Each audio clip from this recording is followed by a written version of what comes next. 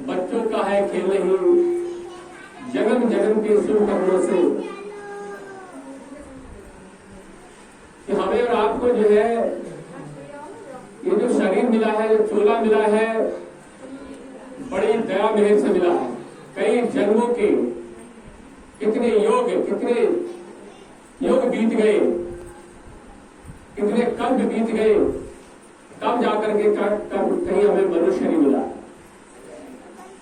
कल्प का मतलब होता है कि 4 चौकड़ी योग, सत्युग, त्रेता, द्वापर, कलयुग। ऐसी जो है एक चौकड़ी जब बीतती है तो एक कल्प बनता है। तो ऐसे महापुरुष कह रहे कितने कल्प बीत गए, कितने योग बीत गए, तब जाकर के हमें शरीर मिला, जो चोला मिला। और किस लिए मिला ये बात हम भूल गए। इसलिए स्वामी महाराज कह रहे हैं कि सोई घड़ी सुरत लो, कि आपके लिए सबसे सुंदर समय कौन सा है, जब हम परमात्मा की याद में बैठते हैं। स्वामी महाराज कह रहे हैं गफलत में सोने वाले नर जन्म ना गवाना, गफलत में सोने वाले नर जन्म ना गवाना, वादा किया जो तूने, वादा किया जो तूने, उस कौल को निभाना। बड़े सुंदर ढंग से स्वामी महाराज समझा रहे हैं। कह रहे हैं जब तुम माँ के गर्भ में उल्टे लटकी थी, बड़ी परेशानी हो रही थी, तब परमात्मा से विनती कर रहे थे। टीवी चैनल पर आपने देखा छोटा सा बच्चा है वृंदावन में, उनसे किसी भाई ने पूछा, भक्त ने पूछा कि आप ये बताओ कि आप जो बातें सुना रहे हो इतनी छोटी सी उम्र में, तो आप जो है आपको भगवान जी बताते हैं आकर के। तो बच्चा कहने लगा हाँ मुझे भगवान जी बताते, और मैंने भगवान से वादा किया था जब मैं माँ के गर्भ में था कि जब मैं माँ के गर्भ से बाहर आऊंगा तो आपके नाम का स्मरण करूंगा। और फिर बच्चे ने कहा आप भी वादा करके आए हो।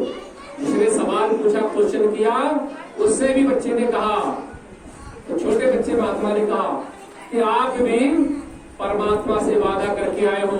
फिर बच्चे ने कहा कि दुनिया के सभी मनुष्य परमात्मा से वादा करके आए।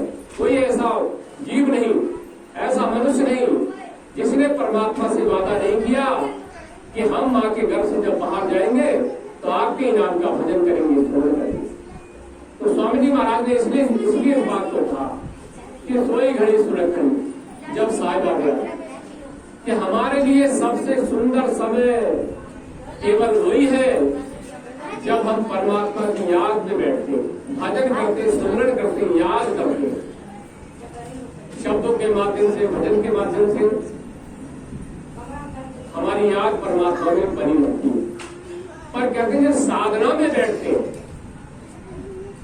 जब हम साधना में बैठते हैं तो परमात्मा के घर जाने का जो दरवाजा है, जो रास्ता है, जो खिड़की है, जिसे 10वां द्वार का है, वो खुलने लगता है।